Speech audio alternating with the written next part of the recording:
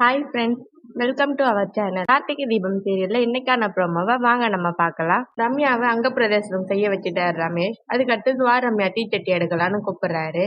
அதை கேட்ட ரமேஷ் ஷாக் ஆகுறாங்க. என்ன தீச்சட்டியுமா அப்படின்னு கேக்குறாங்க. அதை கேட்ட ரமேஷ், ஆமா ரம்யா, என்ன நீயே மறந்துட்ட அப்படின்னு கேக்குறாங்க. அதுக்கப்புறம் ரமேஷ் போயிட்டு தீச்சட்டி எடுத்துட்டு வராரு. வந்து ரம்யா கிட்ட கொடுக்குறாரு.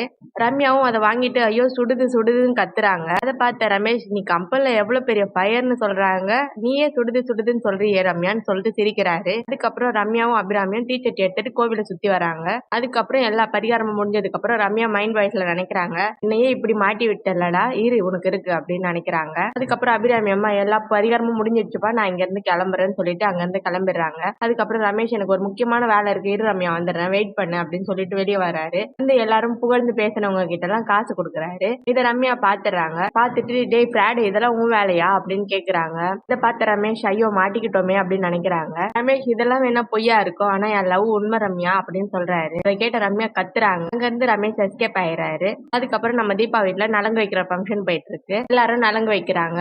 அதுக்கப்புறம் அபிராமி அம்மா சொல்றாங்க, தீபாவுக்கு நம்ம யார் நலங்கு வச்சாலும் ஹாப்பியா இருக்காது, அவருக்கு பிடிச்ச பர்சன் வச்சா மட்டும்தான் அவ சந்தோஷமா இருப்பா அப்படின்னு சொல்றாங்க. கேட்ட மீனாட்சியும், கார்த்திக் தம்பியை தானே அத்தை சொல்றீங்க அப்படின்னு சொல்றாங்க. ஆமா மீனாட்சி அப்படின்னு அபிராமி அம்மா சொல்றாங்க. அதுக்கப்புறம் கார்த்தியை நலங்கு வைக்க சொல்றாங்க. அதுக்கப்புறம் அவரை வைக்கிறாரு. அதை பார்த்து தீபா ரொம்ப சந்தோஷப்படுறாங்க. அதுக்கப்புறம் ரம்யாவுக்கு கார்த்திக் நலங்கு வைக்கிற மாதிரி நினைச்சு பாக்குறாங்க. இது நிஜத்திலேயே நடந்தா எவ்வளவு நல்லா இருக்கும் அப்படின்னு நினைக்கிறாங்க.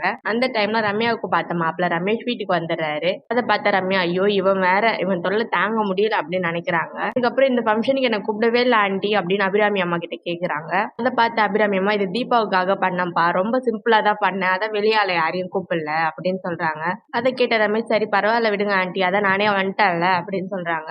அதுக்கப்புறம் ரமேஷ் சொல்றாரு, ரம்யாவுக்கு நானும் நலங்கு வச்சு பார்க்கணும்னு ஆசையா இருக்கு ஆண்டி, எனக்காக இதை பண்றீங்களா அப்படின்னு கேக்குறாரு. அதை கேட்ட அபிராமி அம்மா, கல்யாணத்துக்கு ஒரு 3 நாள் முன்னாடி தான்ப்பா நலங்கு ஃபங்க்ஷன் எல்லாம் வைப்பாங்க, இப்ப வைக்க கூடாது அப்படின்னு சொல்றாங்க. அதை பார்த்த ரமேஷ், தீபாவுக்கும் கார்த்திக்கும் கூட தான் முன்னாடியே கல்யாணம் ஆயிடுச்சு, நீங்க அவ ஆசைப்படி இப்ப திரும்ப செய்யறீங்கல்ல, அந்த மாதிரிதான் ஆண்டி அப்படின்னு சொல்றாரு. இதை பார்த்து அபிராமி அவங்க ஃபேமிலியும் சரி ஓகேப்பான்ட்டு ஒத்துக்குறாங்க. ஆனா ரம்யா, எனக்கு இதெல்லாம் வேண்டாம் ஆண்டி, நீங்க ஒத்துக்காதீங்க அப்படின்னு சொல்றாங்க. அவர் ஆசைப்படி செய்ய ரம்யா அப்படின்னு சொல்றாங்க. அதுக்கப்புறம் ரம்யாவும் ஒத்துக்குறாங்க. அதுக்கப்புறம் ரம்யா உட்கார வச்சு நலங்கு வச்சு அந்த ஃபங்க்ஷன் முடியுது.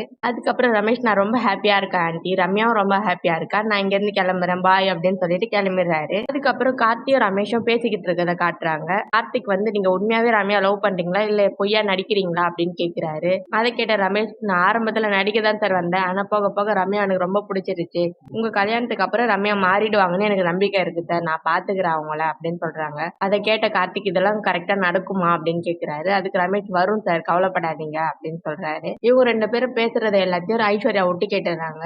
அதுக்கப்புறம் ஐஸ்வர்யா நினைக்கிறாங்க, என்னடா கார்த்தி அமைதியா இருக்கானேன்னு பார்த்தா இப்பதான் தெரியுது இவனோட வேலையை காட்டுறான் போல அப்படின்னு நினைக்கிறாங்க. இது முதல்ல ரம்யா கிட்ட சொல்லிடணுமே அப்படின்னு யோசிக்கிறாங்க. அதுக்கப்புறம் ஐஸ்வர்யா போயிட்டு ரம்யா கிட்ட பேசுறாங்க. ரம்யா, உங்ககிட்ட நான் ஒரு முக்கியமான விஷயம் பேசணும் அப்படின்னு சொல்றாங்க. அதை கேட்ட ரம்யா, என்ன விஷயம் ஐஸ்வர்யான்னு கேக்குறாங்க. உனக்கு பாத்திருக்க மாப்பிள்ள கார்த்திக் ஏற்பாடு பண்ண மாப்பிள்ள தான் ரம்யா அப்படின்னு சொல்றாங்க. அது கேட்ட ரம்யா ரொம்ப ஷாக் ஆகுறாங்க.